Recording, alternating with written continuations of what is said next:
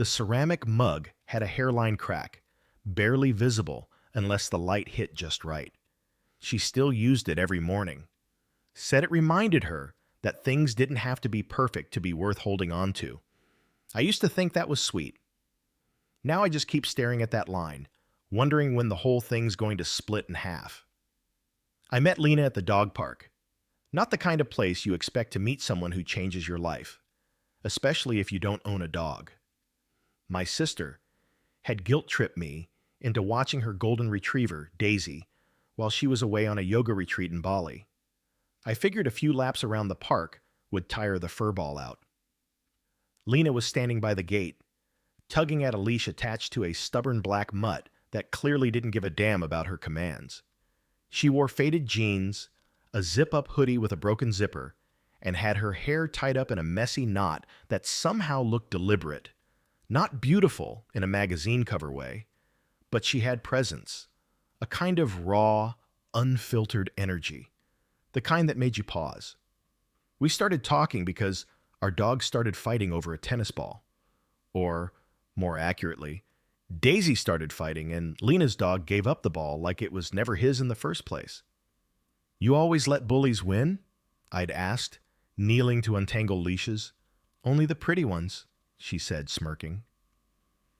We went for coffee that day, lunch the next week, a movie after that. She moved into my apartment 7 months later. There were no big red flags, no late-night drama or social media bombs. She was easy to be around. Lena had this vibe, like she'd been through things, but made peace with them. She didn't overshare, but she didn't hide either. Told me once she'd been engaged a few years back, but the guy cheated on her with a coworker. They split, she moved cities, got a fresh start. She said it like she was reading it from a script she'd rehearsed to keep the emotions out of her voice. I respected that. I told her we didn't need to talk about him. I wish I'd asked more questions. The call came on a Saturday. We'd been painting the second bedroom. It was turning into an office/yoga space/maybe a nursery someday, depending on where our lives took us. We were on break, sitting on the floor eating Chinese food from the cartons, when her phone buzzed. She froze for half a second. Just half. Enough to make the air feel heavy. "Spam," she muttered, flipping it over. I didn't think much of it until later, when I walked past the kitchen and heard her whispering near the sink. Her back was turned. Her hand covered the mic. "No, you can't just call me like this." I didn't say anything. Not then. Just walked back to the living room, sat down, and stared at the blue painter's tape framing the window like a boundary line I hadn't known I needed. She didn't mention the call. I didn't push. The next day, I noticed her old mug, the one with the crack, was missing from the dish rack. Lena had told me a bit about the ex, Nathan. His name came up once when we were drunk on boxed wine, watching reruns of some bad reality dating show. He was a manipulator, she'd said, like it was a term she'd picked up in therapy. "You know the type. Makes you feel like everything's your fault, even when he's the one screwing up." I nodded. Everyone has an ex like that. I told her she deserved better. She smiled and kissed me and pulled the blanket tighter around both of us. But after that call, something shifted. She got quieter, spent more time in the second bedroom rearranging shelves and putting off painting the closet. Her phone started living face down more often. The password changed, and I started noticing things, like how she never corrected the Starbucks barista who called her by a different last name, her old one, or how she deleted her texts after reading them, or how she flinched when my phone rang too late at night, even if it was just my brother asking about fantasy football picks. It wasn't that I thought she was cheating. It was worse. I thought maybe she wasn't done with him. The real gut punch came 2 weeks later. I was at the local hardware store picking up hooks for the closet project we kept putting off. My phone buzzed with a number I didn't recognize. I almost let it go to voicemail. I wish I had. "Hey," the voice said before I could speak. Is this Mark? Yeah. Who's this? A pause, then a chuckle. Nate. Nathan Calloway. Silence. Like someone had muted the store, and all I could hear was the faint buzz of the overhead fluorescent lights. I'm Lena's ex, he said casually. Figured we should talk. I clenched the phone tighter. Why? He laughed again. No reason, man. Just thought you should know. She used to call you her safe option. Said you were the kind of guy she'd settle down with when she was done having fun. You know, like the backup plan. I don't remember hanging up. Don't remember walking out of the store. I just remember my heart pounding, my hand shaking, and the way the plastic bag holding the hooks felt like it weighed 10 pounds. Backup plan. I didn't say anything to Lena that night. We ate pasta and watched Netflix and pretended everything was fine. She reached for my hand during the 3rd episode. I let her. My fingers were stiff, like they belonged to someone else. That night, while she showered, I opened her dresser drawer and found the old phone she used to keep in the nightstand. I'd seen her move it 2 days ago. Thought it was just junk. It still turned on. No password. Messages from Nathan. Not many, but recent. From the day she got that call. Nate, you can't avoid me forever. Nate, I know you still think about us. Nate, he doesn't get you like I did. Nate, he's just the safe choice. You said it yourself. Lena, stop texting me. Lena, you're married now. Lena, leave me alone. And then nothing. I sat there staring at the last message, fingers hovering over the screen. She had told him to stop, told him to go away. But the words echoed anyway. Safe choice. Backup plan. Settle down guy. I didn't confront her that night, or the next. I told myself I needed time to think, to process, to decide if I believed her silence meant guilt or fear, or just the desire to move on from a part of her life that didn't deserve a second glance. But silence cuts both ways. She noticed I'd gone quiet, asked me what was wrong. I said, "Work's been hectic." She didn't press. On Thursday, we got takeout again. Her cracked mug was back in the dish rack. I thought this was gone, I said, holding it up. She looked up from her noodles, found it in the back of the cabinet, must have knocked it back there by mistake. She was lying, and I realized maybe she was doing what I was, trying to rewind to before that call, before the ghost of her past stepped into the room we were painting a future in. But ghosts don't need invitations. They just show up. Friday, I came home early, caught her on the couch with that old phone in her hands, not texting, just staring at the messages. She looked up, startled. "Why do you still have that?" I asked. She blinked. I didn't know it was still charged." "Why keep it at all?" She set it down. "Because part of me still needs to know I made the right choice." I didn't say anything. She stepped forward. "Mark, you're not my backup plan. You never were." I held up a hand. "Then why does he think you called me that?" Silence. Then, softly, carefully, "Because I did. Once, years ago, to him, before I met you, when I didn't know better. Do you know better now?" She nodded, but the pause before it made it feel like a script again. And me? I realized something standing there. The truth doesn't always come as a slap. Sometimes it's a sigh, a glance, a mug with a crack you suddenly can't stop seeing. "You're not some placeholder, Mark. That's not fair." She said it like the jury was still out, like my self-worth was up for debate, and she was just now starting her closing argument. I didn't say anything at first, just nodded, like that would somehow settle the storm twisting in my gut. Lena didn't sleep in the bed that night. She said she was giving me space, but she didn't ask if I wanted space. She just picked up her pillow, grabbed an old hoodie off the desk chair, and disappeared into the second bedroom. I lay there staring at the ceiling, the fan spinning above like it was trying to hypnotize me into forgetting what I'd heard. Backup plan. It's not a phrase that leaves you quickly. It seeps into everything, every memory, every quiet moment.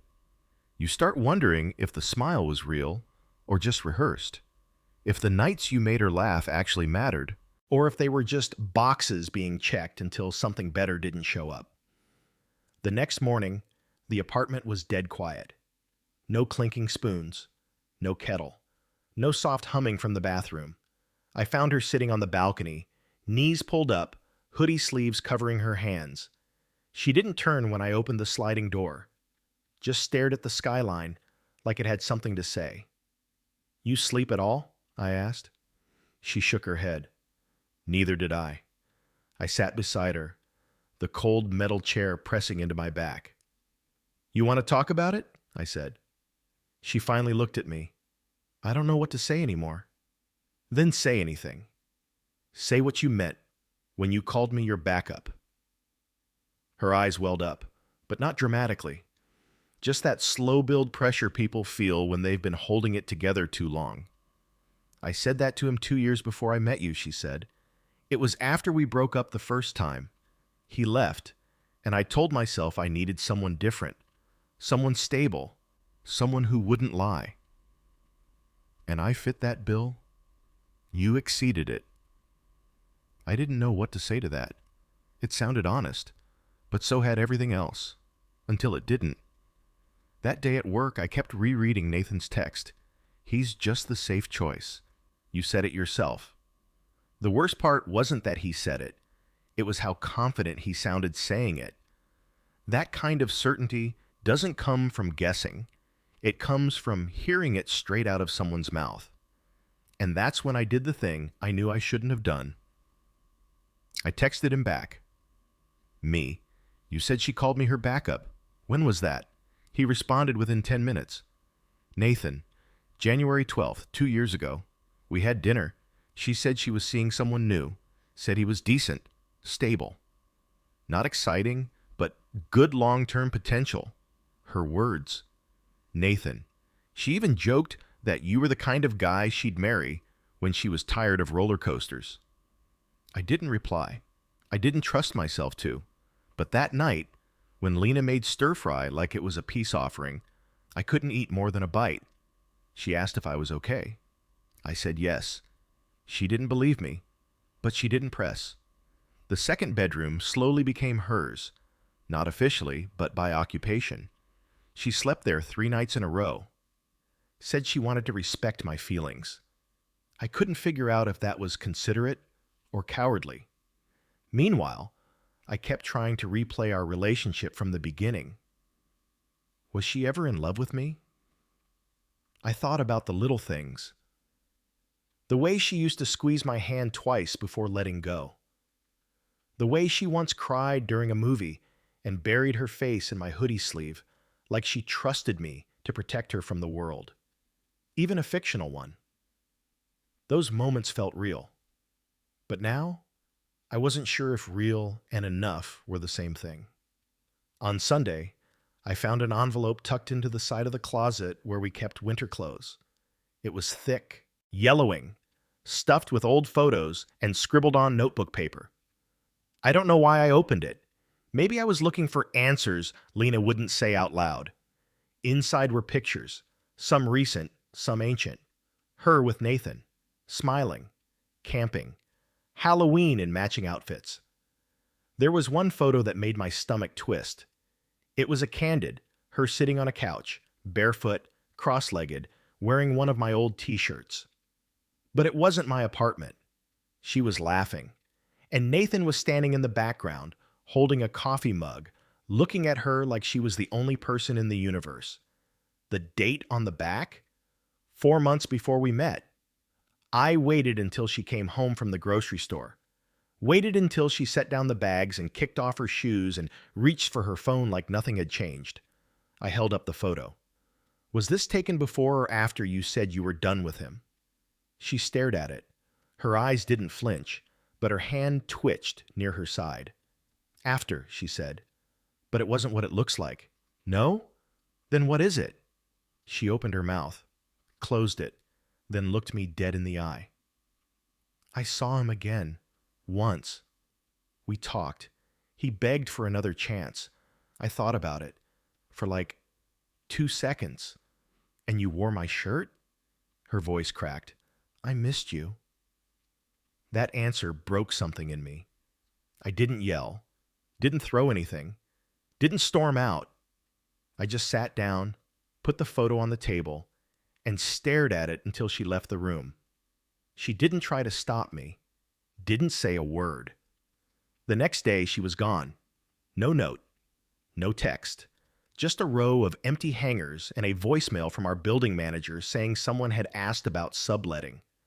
I wish I could say I was surprised, or angry, or even relieved, but I just stood in the middle of the second bedroom and realized I didn't even know what I was fighting for anymore.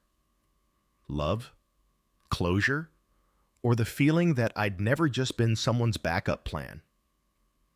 It was 6:38 on a Monday morning when I noticed her contact was gone from my favorites. No warning, no explanation, just gone. The air in the apartment was stale, and the silence had weight. Like even the walls were waiting to see if I'd say her name out loud. I didn't. The first 2 days after Lena left, I told myself it was temporary. She'd cool off, come back, text me some long paragraph about needing time but still loving me. Instead, I got nothing. No thinking of you. No, are you okay? No passive-aggressive quote post on Instagram. Just radio silence. It wasn't like her. Even when we fought, rare as it was, she never went completely dark. She was the kind of person who had to get the last word, even if it was a sarcastic emoji or a thumbs-down reaction to something I said. This felt surgical, like she had planned it. By Wednesday, the apartment felt like a museum of what we used to be. Her sandals were still by the door, half buried under mine.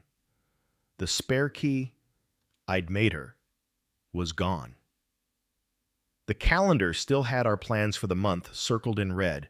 Hike Wad Lena, dinner, we/Steph plus Caleb, bookstore event 7 p.m. I should have erased them. Instead, I just stopped looking at it. My buddy Darren called that night. I hadn't told him anything yet. Figured I could keep this private a little longer. Yo, you still coming Friday? He asked. Friday? Yeah, game night. You and Lena said you'd bring that weird beer she likes. There was a pause. Then, cautiously, everything good? I wanted to lie, to say she was working late or had a family thing, but the truth had already built a lump in my throat the size of a fist. She left, I said. He exhaled hard. Damn, man. I'm sorry. I'm not even mad, I told him. That's the worst part. He didn't say anything for a second, then, you want me to beat up her ex? I actually laughed. First time in days. Nah, I said, but keep it in your back pocket. By Thursday, I broke.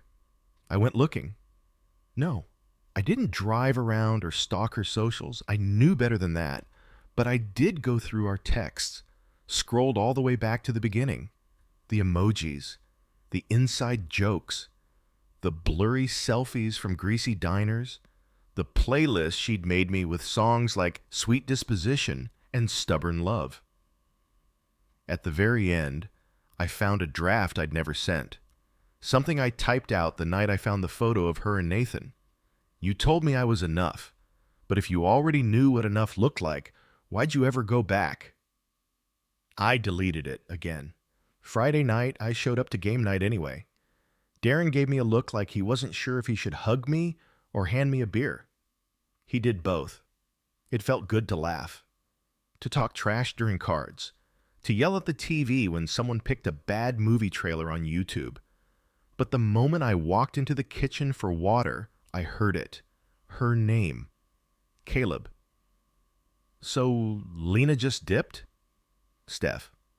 Mark's being tight-lipped. But yeah, probably the ex again. Some guys never let go. Caleb. Or some women don't know what they want. They weren't saying it to be cruel, but it hit like gravel in my chest anyway. I walked back in with the fakest smile I've ever worn. The next day, I did what I promised myself I wouldn't. I messaged Nathan. Me. Did you know she left? He replied instantly. Nathan. No, but not surprised. Me. Why? Nathan. Because she always runs when things feel too stable. Me. So you're saying this is my fault? Nathan. Nah. I'm saying she's scared of being loved the right way. Happened with me too. That last message? It stayed with me. She's scared of being loved the right way. I didn't respond to Nathan. Didn't plan to, but his words nested inside me like a splinter. And that's when I realized something. I didn't actually know Lena. I knew the version she let me see.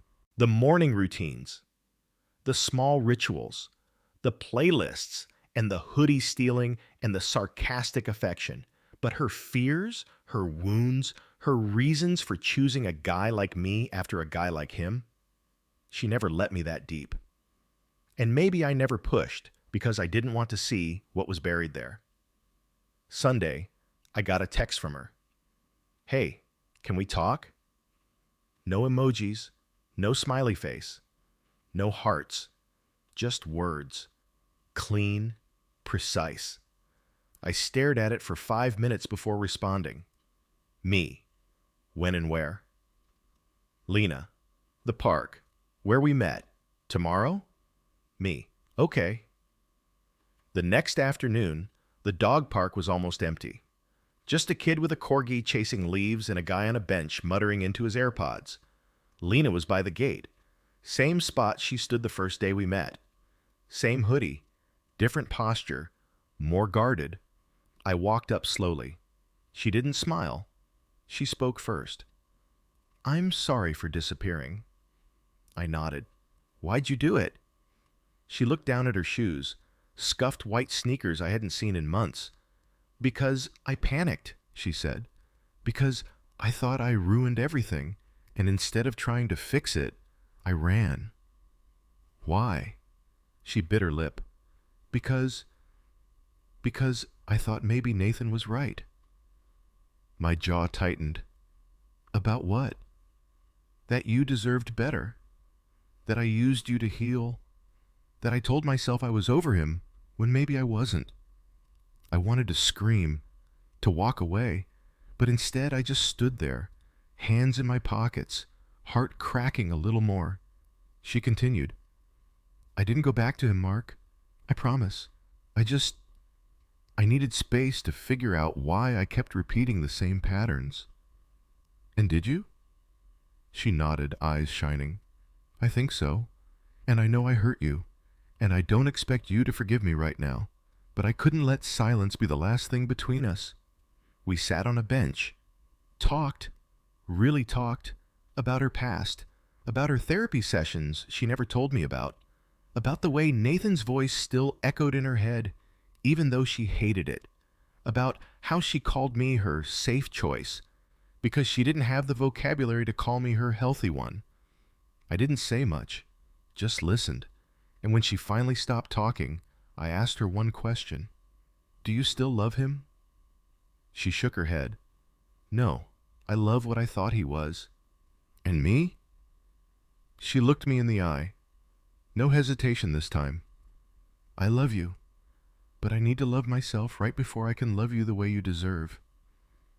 And that was the real truth, the one I needed, the one that hurt and healed in the same breath. We didn't get back together that day. We didn't kiss. We didn't hold hands. We just sat there, two people who had finally stopped pretending. The hoodie she left behind smelled like her perfume, and a little like lavender dryer sheets. I held it for a minute longer than I meant to, then folded it and put it back on the shelf. She wasn't gone, but she wasn't. Mine either. 2 weeks passed after the park bench conversation. We didn't talk every day. There were no long calls, No late-night texts saying, "I miss you," or "I made a mistake."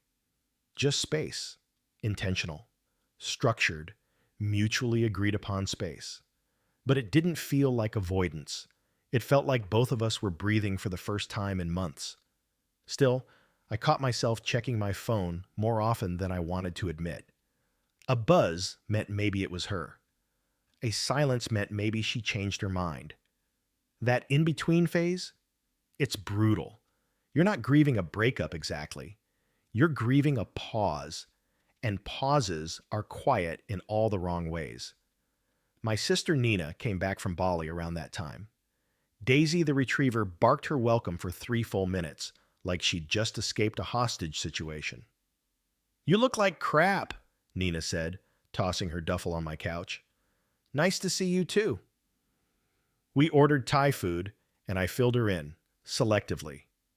I didn't mention Nathan's messages or the photo of Lena in my shirt. I just said things got complicated and we were taking a break. Nina's eyes narrowed halfway through her pad thai. "She left without saying anything?" "Yeah." "She ghosted you. That's not a break. That's a red flag with a siren on top." "She came back." Nina raised an eyebrow. "For what? Closure or a clean conscience?"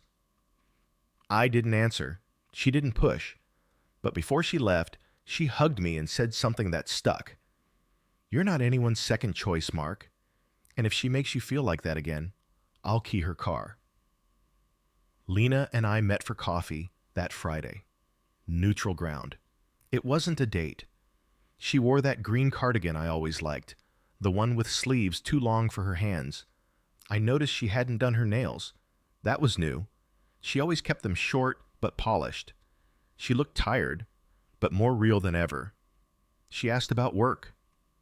I asked about her latest therapy session. "It's not just about him," she said, stirring her tea. "It's about me.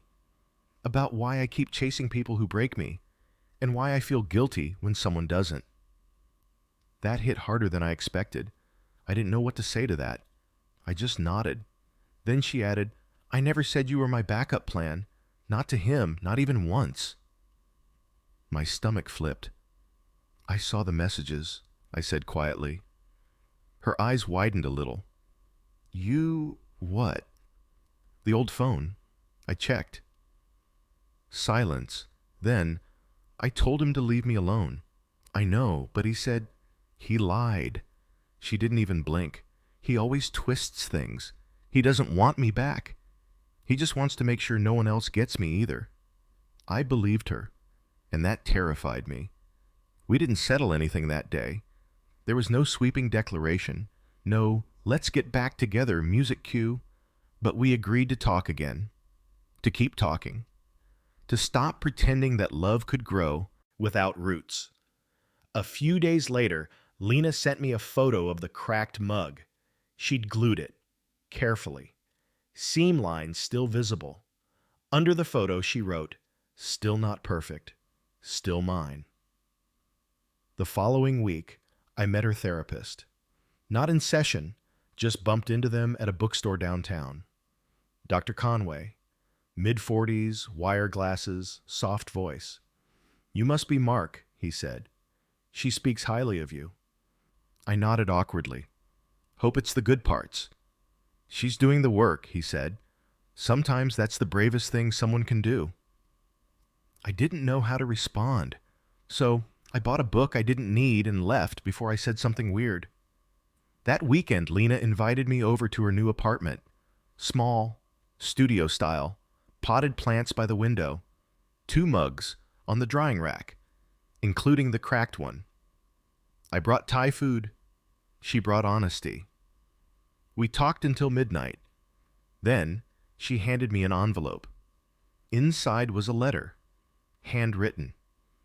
I won't repeat all of it, but here's what I remember most. "You weren't my backup plan, Mark. You were the first time I saw what safe could actually mean. Not boring, not predictable.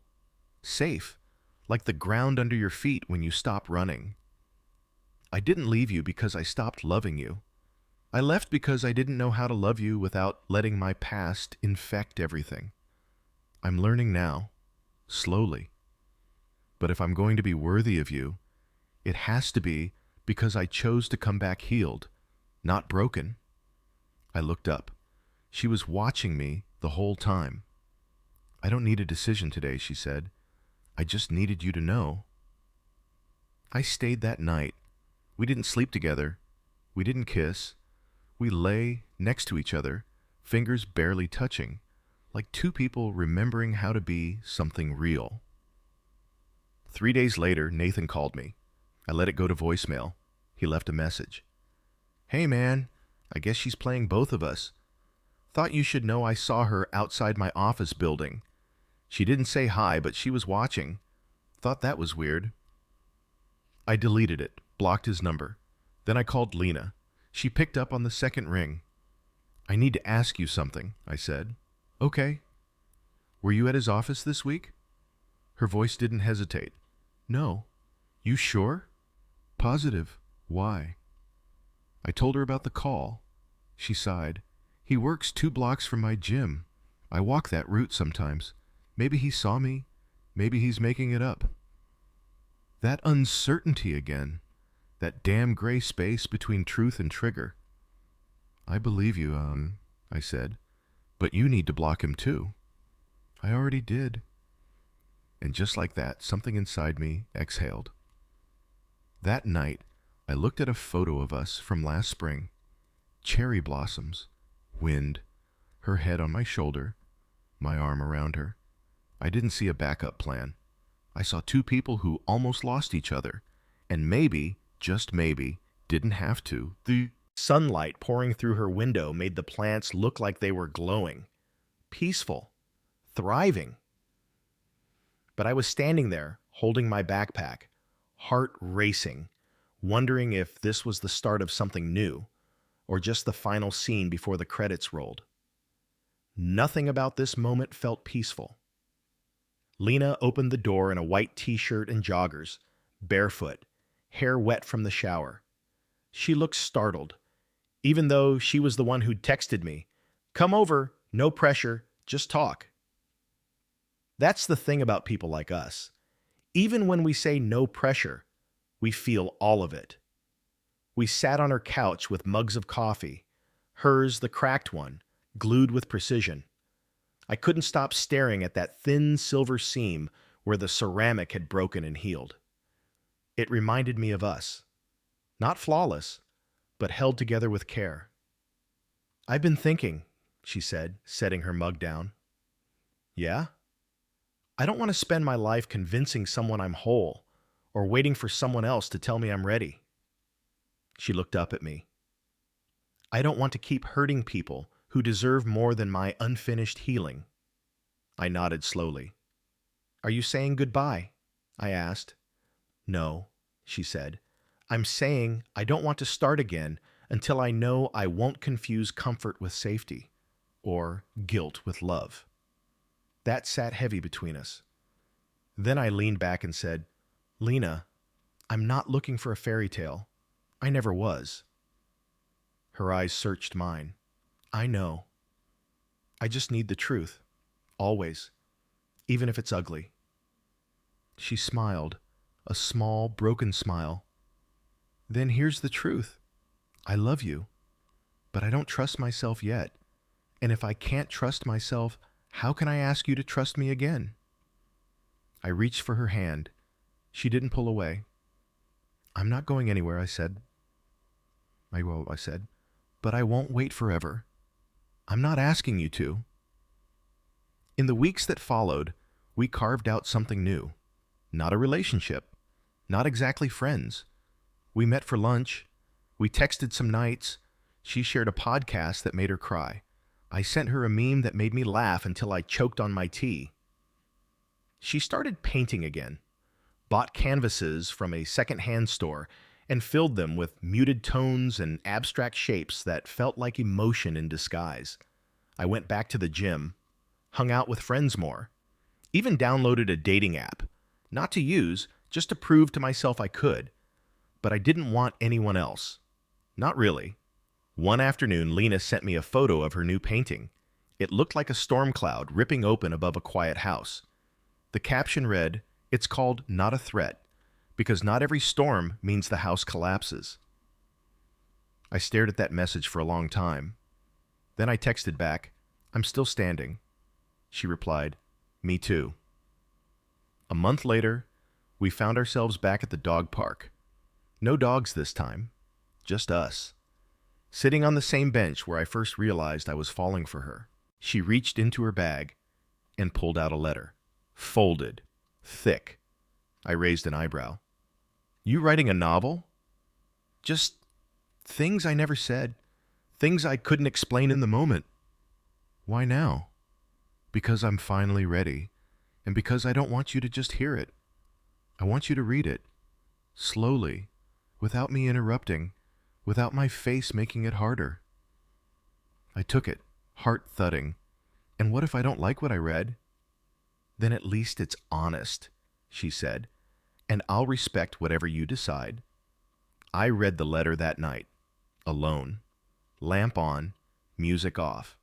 She wrote about fear, about trauma, about the lie of thinking healing has to be private, about how she learned the difference between someone rescuing her and someone walking beside her. She wrote about me, not just as the guy she dated, but as the man who made her feel safe enough to finally admit she didn't have it all together. And at the very end, she wrote, "You were never my backup plan. You were the version of love I never believed I deserved. If you still believe in me, then maybe we can build something from the truth, not the rubble." I called her. "Come over," I said. "Please." She came. No hesitation. When I opened the door, she looked nervous. I pulled her into a hug, not out of pity, not out of longing, out of certainty, because I knew what I wanted, and this time, she knew what she was ready for. We didn't rush back in. We dated again, on purpose, 1 month, then 2.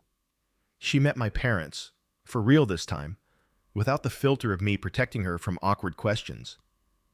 I met her brother. We played pool and drank beer and talked about childhood and heartbreak and how she used to cry when she lost at Monopoly. We had hard days, but not like before. We argued, but not to win, just to be heard.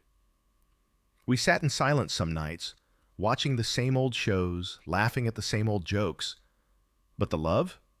It was new. Because it came without pretense, without old baggage disguised as maturity. 6 months later, she moved back in. She brought 2 mugs, the cracked one and a new one we picked out together. No more hiding the past, no more measuring ourselves against ghosts. Just 2 people, building something fragile, messy, real. And that second bedroom, it finally became something else. Not an escape, not a boundary, but a space for something growing, slowly, bravely, honestly, maybe even something lasting. If this story moved you, subscribe for more real-life confessions and emotional journeys like this one.